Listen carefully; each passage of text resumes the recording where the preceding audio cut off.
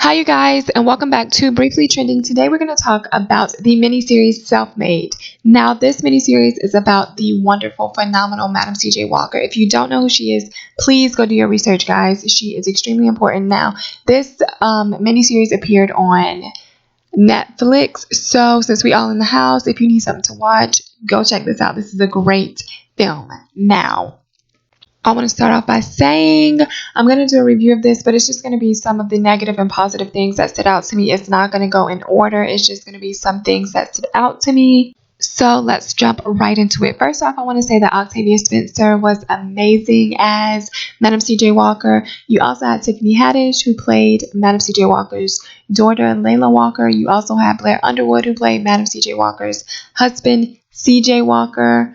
You had Carmen Ejango, I think that's how you pronounce it. I'm sorry if I'm mispronouncing it, but she played Addie Monroe. So, some of the things that really stood out to me in this so far was colorism. Colorism was a huge thing in this movie. Now, in the beginning, you kind of see that Madam C.J. Walker is losing her hair, and so she meets this woman by the name of Addie. And basically, Addie is giving Madam C.J. Walker hair treatments in exchange for Madam C.J. Walker to do her laundry. And so everything is fine at first until Madam C.J. Walker says, well, listen, I'm interested in maybe becoming a salesman or a saleswoman. And Addie kind of brushes it off and she's like, no, that's okay. It's just business. It's okay. I don't think that will be a right fit for you. So Madam C.J. Walker is like, you know what? I'm going to prove to her I can do this. So she grabs a few products on her way out and she sets up shop and she starts to talk about how this product has changed her life and it's made her hair healthy. And so these Black women start to come around and listen to her story and they buy the product. And so Madam C.J. Walker goes back to Addie and says, she proves to her, like, listen, I made all of this money selling this product. And Addie's response was so strange to me. Addie was like, I do not want the likes of you selling my product. I don't want you associated with my products. And in the beginning, you can kind of see that there's colorism because Addie has these two lighter skinned women selling the product. And you can kind of spot it there. And she calls them dumb, but I'm like, why would you want dumb people selling your product? Anyway, but you can kind of see it there. And even later on in the show, she says something to Madam C.J. Walker. She said, even in your Sunday best, you still look like you stepped off the plantation. And we all know that Black people back in that time when they went to church, they were dressed to the nines. So Addie was beyond disrespectful in saying that. There was also Dora, who was one of Madam C.J. Walker's top selling agents at the time. She was cheating with Madam C.J. Walker's husband, and she convinced Madam C.J. Walker's other top agents to leave Madam C.J. Walker to go and work for Addie. Girl, these women are out of control. Now, it was just crazy. Like, the colorism was very clear. There was also another theme in there where it was constantly Black men and lighter skinned women trying to sabotage Madam C.J. Walker. There was Dora, who I stated before, who was sleeping with Madam C.J. Walker's husband, who convinced other top agents of Madam C.J. Walker to go work for Addie. There was Madam C.J. Walker's husband, who was cheating on her, who was constantly, in my opinion, trying to get her to settle for where she was at, who wanted her to just cook, clean, and that sort of thing. At first, he did seem supportive, but like later on, you kind of see it was like, oh, I don't know. He also created this Walker girl, who was supposed to be like the face of Madam C.J. Walker's products, and it was this lighter skinned woman with a looser curl pattern or straighter hair. There was also the Black investors who didn't really pay much attention. They passed on her investment, and there was this one investor who tried to rape Miss Madam C.J. Walker, and when she pulled out that pistol and was like, I will blow the black off of you, I was like, yes, Miss Walker, let him know. Because, like, why would you try to do that to her? Like, he literally tried to rape that woman. And then there was John, whom Christy would refer to as a Dusty, in my opinion. He was played by J. Alphonse Nicholson, and in the movie he was Tiffany Haddish, not Tiffany Haddish, but Layla Walker's husband, who was played by Tiffany Haddish, who was Madam C.J. Walker's daughter. So, yeah, John was selling secrets to Addie about Madam C.J. Walker. Now, there was also a part in the movie where he was like calling Tiffany Haddish a nasty, nappy-headed sinner. And I was so surprised that that came out of his mouth, because you would think the only thing that would be coming out of his mouth would be a thank you. Thank you for allowing me to stay with your mother. Thank you for feeding me. Thank you for giving me shelter. Thank you for giving me this. Because they didn't have to. But of course, the only thing that came out of his mouth was something negative. I did not like him at all. We didn't like him. He was trash. Trash, I tell you. Trash.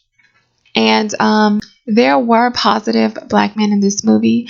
But before I get to them, I want to talk about Booker T. Washington and how he was such a letdown and a disappointment. Now, I have been giving Booker T. Washington the side eye ever since I heard that speech that he gave. I believe it was in Atlanta. And I've been giving him the side eye ever since, y'all. So, but in the movie, Madam C.J. Walker wanted him to endorse her products. But instead of endorsing her, he endorsed Miss Addie, and he didn't endorse Madam C.J. Walker. So, Madam C.J. Walker, in some part of this movie, walked onto the stage, and she talks about her own products. She walked onto the stage where Booker T. Washington was, and she talks about her own products. And she also did Margaret Washington's hair, and some of the other men in there. She did their wives' hair as well. And she was like, look at your wives' hair. Don't they look beautiful? And, from that, some of the women in there started to support her, and they gave money to her. So, yeah. But I was so disappointed in Booker T. Washington. I really was disappointed in him. And he was talking about how black men need to get ahead first, and then black women can get ahead. What kind of nonsense? No. But anyway, let's get to some of the positive people. As I mentioned before, Margaret Washington was a very positive woman that was in her life.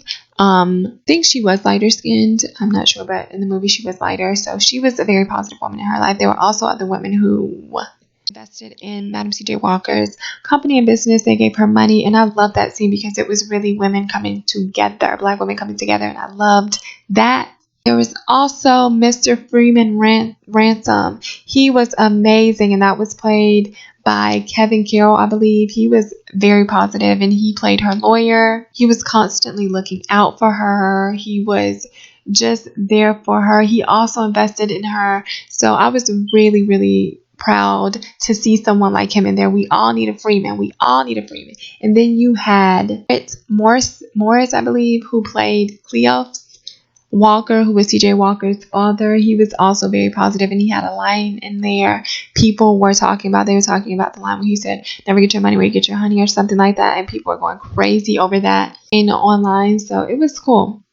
Yeah, so those are some of the positive black men that were in there. I also want to mention Tiffany Haddish and how she was a free spirit in this movie, and how she was great in this movie. Now, she played Madam C.J. Walker's daughter, as I stated before. And yeah, I mean, she was really cool. Madam C.J. Walker's daughter ended up opening her own salon, moving to New York and opening her own salon, The Dark Tower. And there were a lot of black people who attended this beautiful salon, and she also had parties. They were known as great parties. She was a great socialite. So yeah, she also adopted a young girl by the name of May, who eventually took over the company in 1931. Went to Spelman, and yeah, this was just really a great movie, you guys. I also want to mention Bill Bellmany, I believe is his name, and he played Sweetness in here. It was really cool to see him in here, and yeah, it was just a great movie, you guys. Really a great movie. It really was. And I want to say that some people did not like the boxing scene. I mean, it really didn't matter to me. Like, I could have done with or without it. It didn't really matter to me. Some people didn't like the music either. Some people did love the music.